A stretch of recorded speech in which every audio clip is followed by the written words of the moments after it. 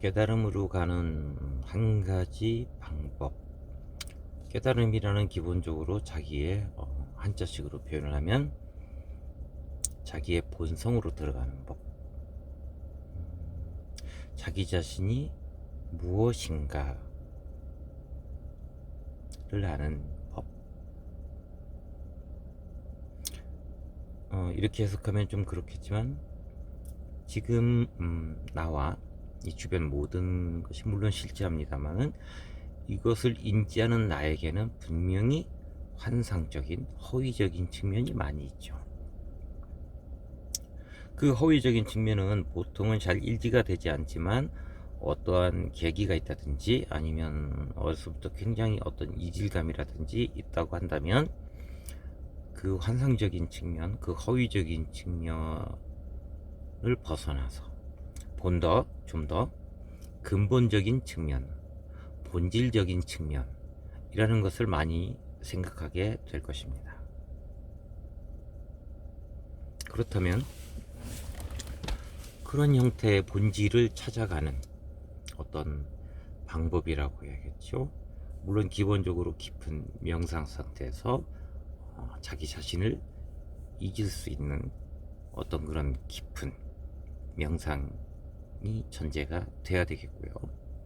그러기 위해서 그 명상이 얼마나 행복을 가져다 준다든지 일시적이지만 어떤 자기 자신의 본래의 고유한 모습을 찾을 수 있다든지 라는 것을 알게 되고 그거에 대해서 어떠한 이의도 없이 일종의 확신 같은 그런 것이 있는 것을 안다면 아마 그 다음 단계에 이어질 자기의 감정을 들여다보고 그 감정이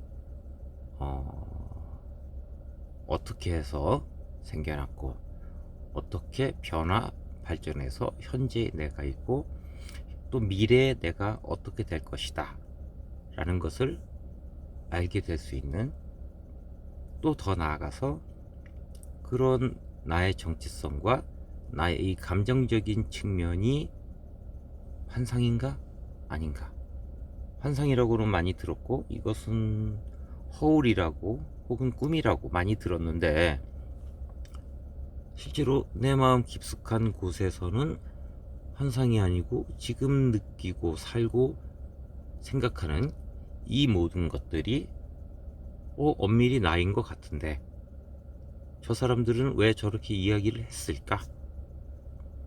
무조건 믿고 그렇다라고 스스로 자꾸 확신을 줘야 되는가? 라고 생각해 볼 수 있겠죠.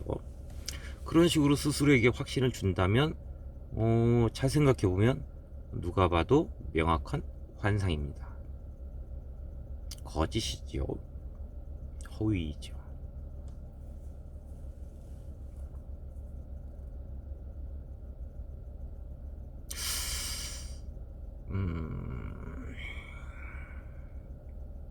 저의 경우를 통해서 예를 한번 들어보겠습니다. 아마 초등학교 1학년 때쯤일 건데 그날 저녁쯤 된 것 같아요. 시간적으로 저녁쯤 됐는데 굉장히 배가 고팠어요. 배가 고팠는데 사실 집안에 먹을 게 그닥 없었던 그런 시절이었는데 집에 가서 배가 너무 고픈 나머지 한 번도 해보지 않은 밥을 내가 해봐야겠다 라는 생각을 했고, 또 그런 생각을 하는 이면에는 나도 이 집에서 내 한 몫을 충분히 담당할 수 있을 거야. 나도 내 역할을 충분히 해냄으로써 나도 내 존재를 인정받을 수 있을 거야. 뭐 이런 느낌을 받았었죠. 그리고 이제 평상시에 오며 가며 봤던 그 밥하는 엄마의 모습, 누나들의 모습, 아버지의 모습, 이런 거와 뭐 그냥 주워 들은 대로 얼기설기 쌀을 씻고 물을 붓고, 양은 솥단지였는데 솥단지를 이제 연탄불 위에 얹었어요.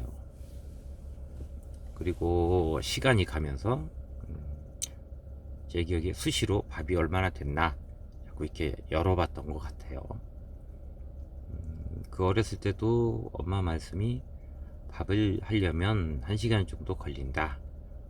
그런 게 들은 말이 머릿속에 박혀 있었기 때문에 1시간 정도를 느긋이 기다리지 못하고 수시로 밥뚜껑을 열었다 닫았다. 그러면서도 이제 나는 조금 있으면 이 허기를 메꾸고 배가 부른 행복감을 느낄 수 있을 것이고, 또 부모님이나 누나들로부터 너도 이제 밥 잘하는구나 라는 그런 소리, 칭찬을 들으면 내가 얼마나 뿌듯하고 행복할까. 하여튼 뭐 이런저런 생각을 하면서 밥을 지었습니다. 물론 결과는 3층밥이었고 타는 내가 나서야 이게 뭔가 잘못됐다 라고 느끼면서 그 다음부터 이제 공포감이 밀려왔죠. 이것은 잘 생각해 보면 엄마가 하지 말라는 것을 분명히 한 것이죠.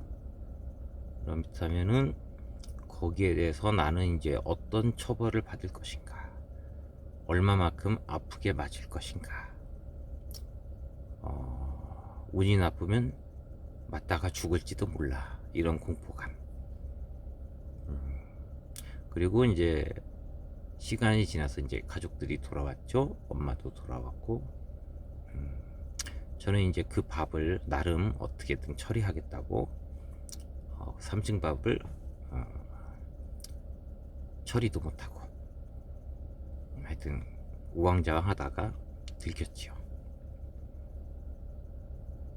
들켜서는 그냥 기억에는 굉장히 무섭다라는 기억은 나고, 구체적으로 어디를 얼마큼 맞았는지 어쨌는지는 기억이 나지 않습니다만은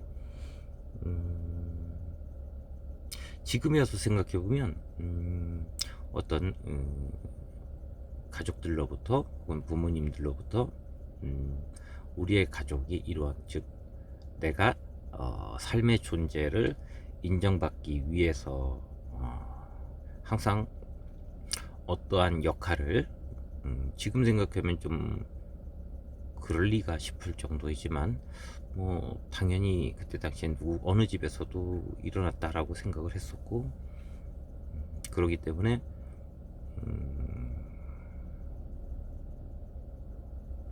내가 이 집안에서 나의 존재를 느끼기 위해서는 무언가 가족에게 도움이 되는 일을 했어야 하고, 또 한편으로 밥을 한다는 새로운 일을 도전해보고 또 그 결과에 만족을 하고 싶은 그런 마음도 당연히 있었죠.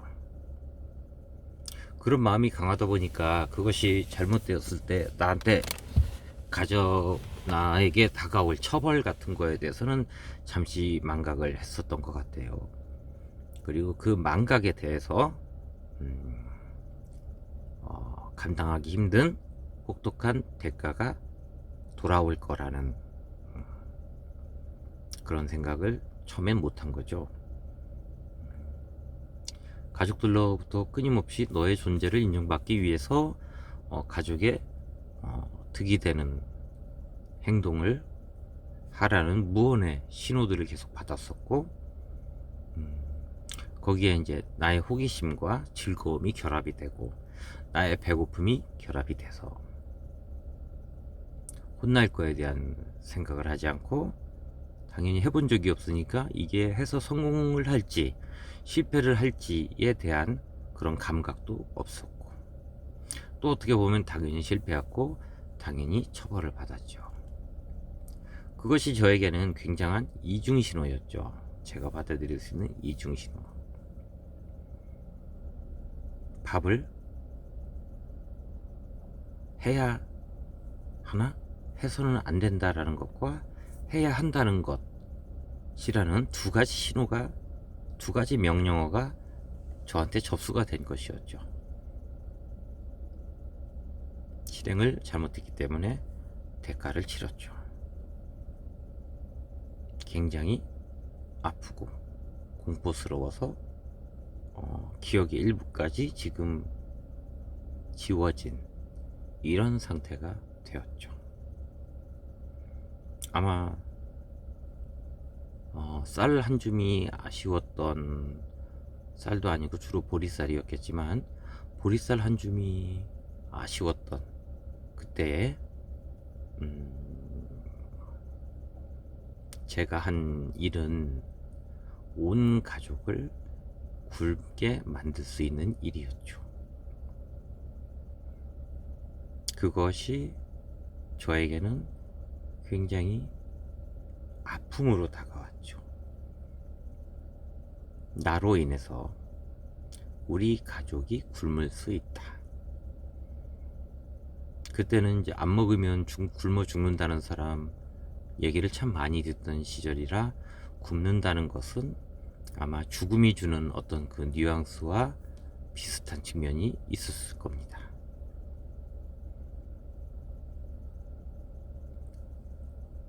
일을 잘못해서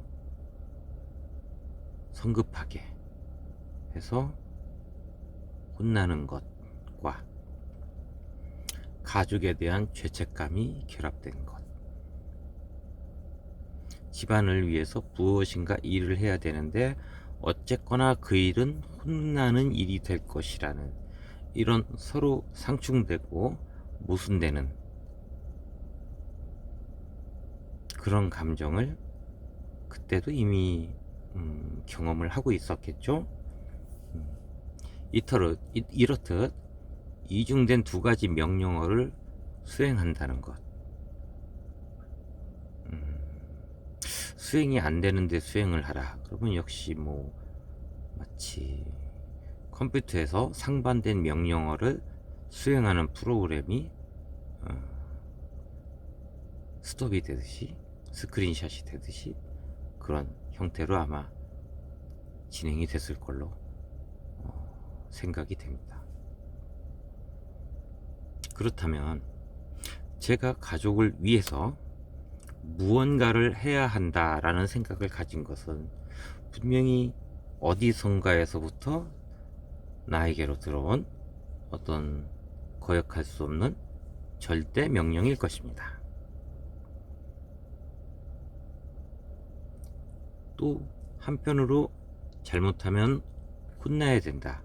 물론 잘못한다라는 기준이라는 게 참 어렵습니다만은, 어쨌거나 그 어린 내가 받아들이기에 잘못하면 거기에 대한 대가를 톡톡히 치러서 다시는 그런 일을 하지 못하도록 본보기가 되게 혼나야 한다 라는 이런 언어 역시, 이런 명령어 역시 어디에선가로부터 왔을 것입니다.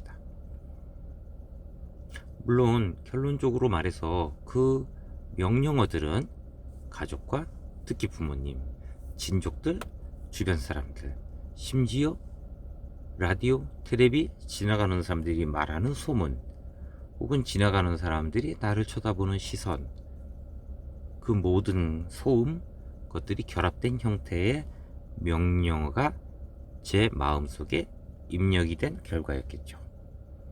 이렇듯 내 마음속에 입력된 여러 가지 명령어와 신호들을 가감없이 찾아가는 것, 물론 굉장히 고통스럽습니다. 또 그것이 굉장히 고통스럽다라는 것을 내가 지금 인지하고 있다는 것, 이것이 단적인 측면에서의 깨달음으로 가는 한 가지 방법이라고 할 수 있겠습니다. 자, 깨달음을 향해 가는 방법, 자기 자신을 들여다본다.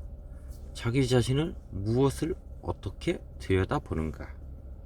지금 현재의 내 감정이 어떠한가 가감없이 드러내보는 것입니다.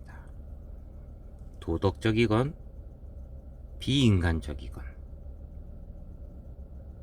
보통 인간적이고 도덕적인 생각이나 마음들은 보통은 그 사람의 본심은 아니죠.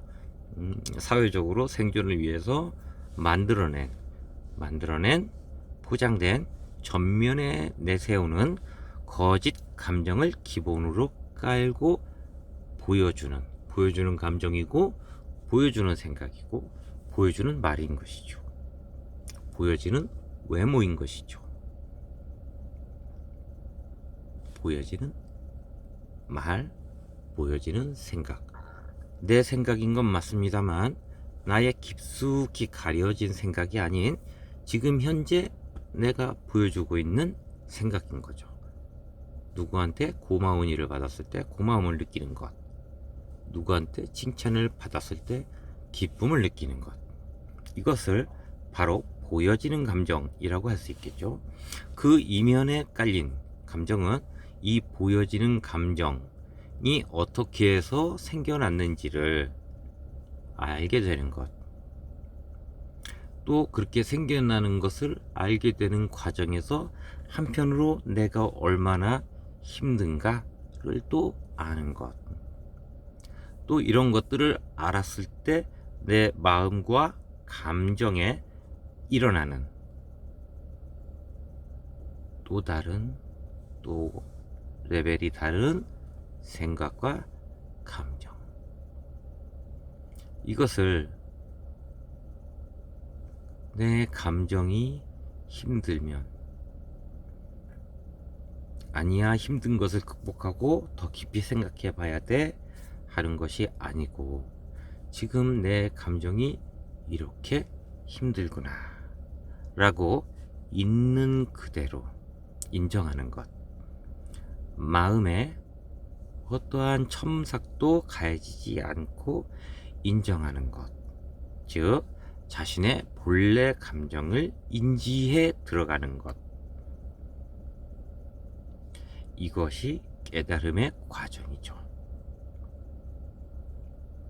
혹자는 깊은 명상에서 무아지경이 계속 지속되면 어떤 해탈의 경지에 이른다고 합니다.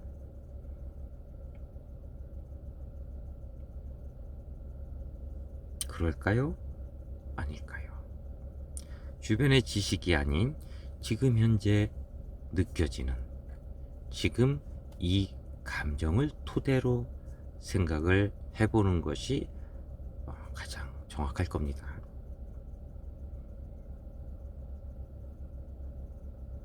깨달음은 현재 수긍이 되지 않는, 그리고 현재 감정들의 변화 속에 밑바탕에 깔려있는, 변하지 않고 지금 표면적인 내 감정을 계속해서 컨트롤하고 조절해 나가는 그 컨트롤 인자가 되는 감정, 그것을 찾아서 느껴보시고, 그것을 찾아 느꼈을 때 또 나는 어떠한가를 턱없이 놓고 마음 자체를 스스로에게 완전히 개방을 하고 계속해서 놓치지 말고 느끼는 것.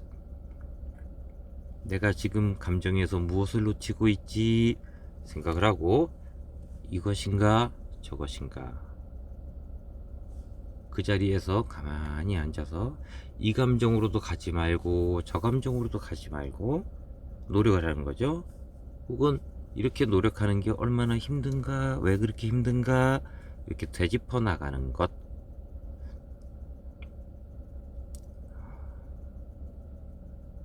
이게 모든 수행의 방법일 수는 없습니다만 수행의 한 가지 방법, 참고 삼을 만한 방법이라고 말씀드릴 수 있겠습니다.